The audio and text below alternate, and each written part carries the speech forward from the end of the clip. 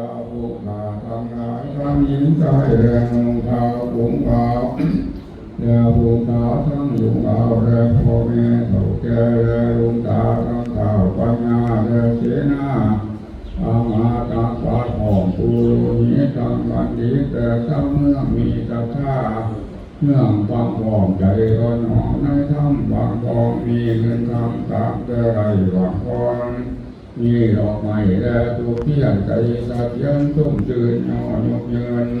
ขอบกันมามีทางคีราและเมืองมาดูไรอาบองอาหารมีของหวานเป็นเขาคือว่าเขาต้มเขานมเขามาถูปลายาเขาป่าแต่เขามันสับประจันปีกีหมกหมอกมี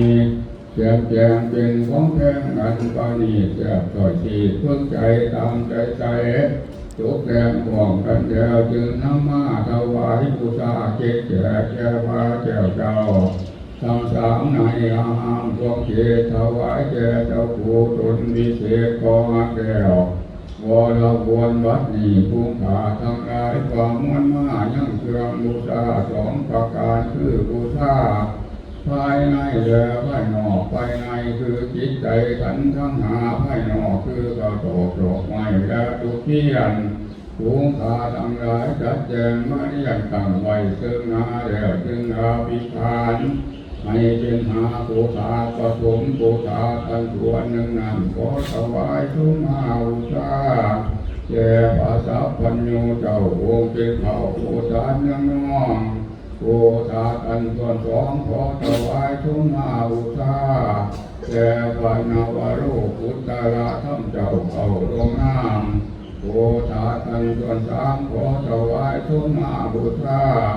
แก่พระอาริยสงฆ์อันธนงทิราอันส่วนทีผู้ตาอันส่วนทีขอถวายทุกมาบูชาแก่พระสัตถุหมู่พระพุทธเจ้าและเจดีย์ทั้งปฏิมหาบุตรอันอยู่ในเมืองโยสุงโฆโยตากาตาห้ามได้มโนเตงาโพธาทันวันหาขอถวายทุกมาบูชาแก่เทวบุตรเทวดาวาญาหินวาญาพุมวาญายมมาวานเท่าจะดูโลกกวานทั้งสี่นางนาหน่อยเมฆรานังก็ระนีจุนเป็นเขาอันเป็นเจ้าแห่งปาสุธาภูมิขาทั้งหลายก็อาจจะนับจับพระนาลำรับต่อเรียงกันมายังโจทย์อันเป็นเอาตาบต่อเต่าวัดนี้ก็ดีโจทย์อันเกิดจากกายวจีมโนวิธีทวารจิตใจร้อนว่าไรลงไหลความบาดก็สลาถาความแมนความทั้งจีปาวเป็นคำและโตตอนว่าไรปักโกดแต่กาววาจาได้ขอดหาตีพระพุทธรูปเจ้าว่าองค์งามองค์หามนั้นยังสูงจักจะน้อยองค์น้อยนั้นยังต่ำพอประมาณองค์กลางนั้นน้าบ่วางต่อยโสดองค์ใหญ่นั้นน้าโปรดตัวตามเหมือนกันร้อนบาได้สีบาสำคัญบามิสีอันเราขอแก่พาเป็นเจ้าทรงโปรดดูหน้ายาให้เป็นทุตาทุต้องเป็นบาปองดูในวัดสงสารปากการหนึ่งผู้ขาทั้งหลายไรตกแต่งยังขาดมีเครื่องหวานแด่เครื่องสุ่มเครื่องตุ่มแด่เครื่องแกงร้อนบามีลำแดงตกใจเป็นกุมในอยู่ไปเป็นข้องสุดปีใจกองเมื่อคิดว่าเสือใจแล้วจึงนำมาถวายบูชาเทศแก่แก่พระเจ้าเจ้าทั้งสามในอาหารของเจวัดนี้วัดนี้ภูมิขาทั้งหลายทั้งตายายและเล็กน้อยยินละหอยแดนน้ำมาน้ำลุงตาพ่อแม่เขาอยู่แต่แดนเด่นแดนยินดีหวังฟองที่หินที่และสาพางหวังฟองยังไปมาตามภาษา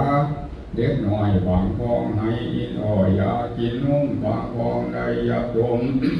ต่อมาในฟองเจดหวังฟองปีฟองเจดปาราหวังฟองปีคำพามีม่วงหวังฟองแดนสิงพวงหยอกใหญ่กันโลท่านตาหอมหายไรแม่ก่อนอย่าไรตีกันเป็นอันนั้นคนสีวออย่าพิงฟังทั้งเป็นข้องบ่ยังและปามาตอนกาได้นั่ง มองตาแต่มองหนังในเต่าหลังแต่เต่าบางร้อนมาไหลปล่อยต่างมาแต่มอป่วย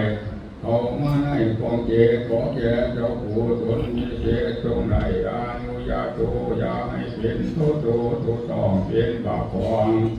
นำไปสุดปีใสเมื่อทั้งมอระนาคันวาคาคาแก้วขอให้ได้เมื่อแก้วชื่อวานีนาพานประกาศหนึ่งผู้ขาดทั้งหลายทั้งตายายพ่อแม่ทั้งเจ้าแก่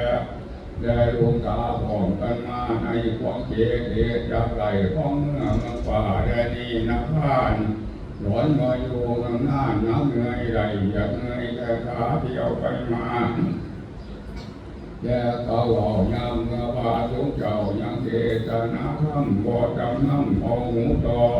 หวังของคิดหอดบ้านแต่เงื่อนใจวิตเดือนกว่านี้เมื่อบ้านที่ข้ามจะรอขึ้นมาเมื่อนอนหลับฝันได้ยา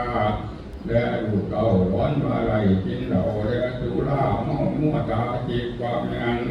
ของตื่นตาเพียงแต่ใจกันย่างเมื่อวันมือเจ้าทั้งเชื่ออายกินเจ้าพาสงเจ้าองค์การนุ่งคำจงนำมาเสียเชิงโกรธทุกขาทำลายจัดมาตั้งไว้ซ้อนหาแล้วจงให้เป็นอโหสิกรรมนำเสียเชิงโกรธจะได้เป็นสังฆานิวานามังคานิวานนาทั้งกรรมปัญหาของเมืองกว่าแต่นี้นาพานโสภาเดินจัตตารุอันปะทั้งทั้งทีประการคืออายุวันนะสุขาภาระจงประวัติกันหาภาวะในกันตาสันดานแห่งผู้ขาทั้งหลายทุกตนทุกคนขอกาเถิดนิพพานาปัจจโยโหตุ